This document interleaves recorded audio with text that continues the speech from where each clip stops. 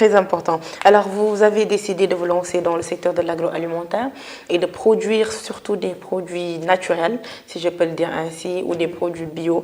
Alors aujourd'hui, quelle est l'importance du consommer local, plus particulièrement des produits naturels? C'est une question d'actualité aussi. Donc le consommer local est incontournable, hein, pour garder une bonne santé. Donc le consommer local, nous, c'est plutôt culturel chez nous. On a l'habitude de consommer ce que l'on cultive. Et donc ça nous permet d'éviter certaines maladies et de garder comment nos ancêtres faisaient. Maintenant, avec la mondialisation, on a eu beaucoup de changements d'habitudes de consommation, mais c'est bien d'équilibrer sa vie, ne pas se passer des autres, mais aussi garder une bonne trajectoire.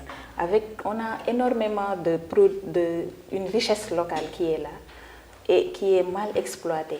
Et si je suis aujourd'hui sur la transformation, c'est parce que c'est une solution peut-être, parce qu'on trouve un problème de stockage aujourd'hui. Les matières premières, on produit beaucoup, après ça se perd.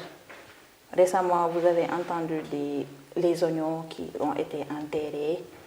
Et les Indiens et autres ont trouvé des solutions. Ce qu'ils font, ils transforment les oignons en poudre.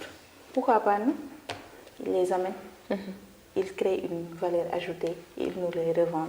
Le Nutella qu'on utilise, les cacao de la Côte d'Ivoire. Nutella, ça coûte combien?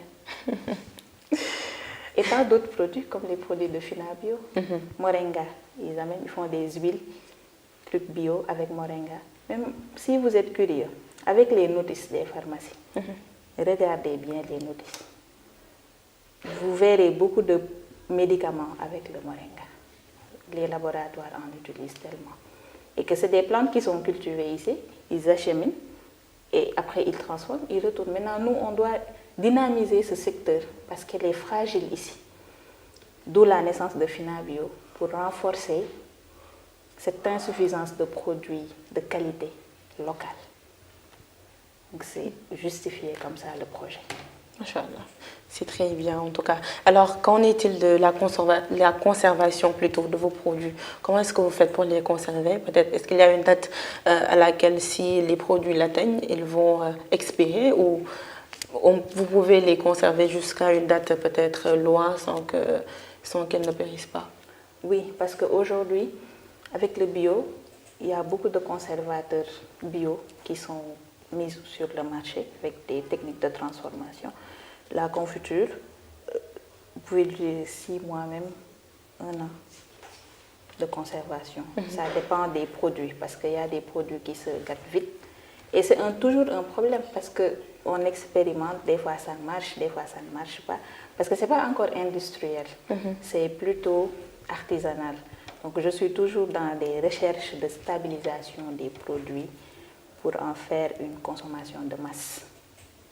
Très bien, en tout cas. D'après vous, quels sont les moyens efficaces qu'il faudrait mettre en place quand même pour pouvoir promouvoir ce consommer local-là ou bien ces produits naturels? Parce que quand même, jusqu'à la preuve du contraire, le naturel est 1000 fois mieux que les produits à base d'engrais chimiques, etc. Oui, et vous rejoignez mon slogan, le naturel, le choix de toute une vie. Alors, pour une efficacité, pour que les gens sachent consommer local ou bien s'habituent à consommer local, vous le faites déjà, la sensibilisation. Et de par cette émission, pourquoi pas que les autres fassent comme vous, sensibiliser, inviter des jeunes qui sont dans le secteur. Et aujourd'hui, je salue l'initiative de l'État parce qu'ils font beaucoup de foires, qui permettent de faire la promotion. Mais c'est insuffisant. C'est insuffisant. Il faut d'abord une sensibilisation, une conscientisation de la mentalité, d'abord, des Sénégalais que nous sommes. Le patriotisme que l'on parle, ça commence d'abord par le patriotisme alimentaire. Je mange ce qui est produit chez moi, je porte ce qui est produit chez moi. Très important. Mais je m'ouvre aussi aux autres. Mais avant les autres, il faut penser à soi d'abord. Et imaginez les chiffres aujourd'hui au Sénégal, c'est catastrophique. On exporte tout. Et nous, on fait comment? Le riz, beaucoup de maladies. L'huile, j'en passe. C'est malheureux quand je parle de ça, parce que ça fait des dégâts. Effectivement. Et cette population était très jeune. Cette jeunesse, il a le flambeau de changer la donne. Moi, je ne bois pas de gaz. Même en cérémonie, je dis c'est bon. Tout ce qui est local. C'est une bonne mentalité en tout cas. Donc, parler de patriotisme, ça commence déjà par le patriotisme alimentaire. C'est une phrase très très importante. Et parlant d'ouverture aussi, comme disait Léopold Sédar Senghor, s'enraciner d'abord pour pouvoir s'ouvrir aux autres. Et quand on s'ouvre aux autres, il faut prendre les choses positives surtout.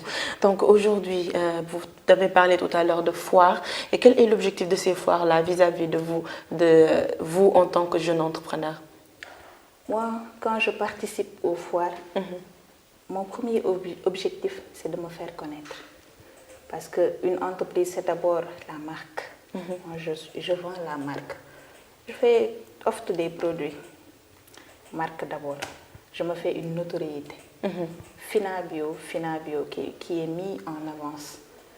Ce que je porte, je fais Lacoste Finabio, tout Finabio, avec mon équipe.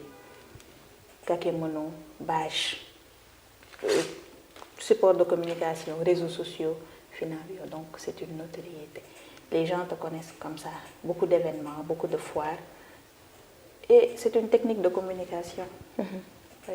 Donc, c'est comme ça que je fais pour vulgariser. C'est mon objectif de participation aux foires. Mais aussi faire connaître les produits et surtout les tester. En agroalimentaire, on nous dit souvent, testez, faites goûter vos produits. N'hésitez pas, tenez. C'est le meilleur investissement. Parce que la finalité, c'est la consommation. Le client qui consomme, soit il est satisfait, soit il n'est pas satisfait. Et il faut les écouter. Parce qu'on ne fait pas les produits pour nous. On ne fait pas les produits, c'est pour les clients. C'est pour remplir le besoin qui est présent.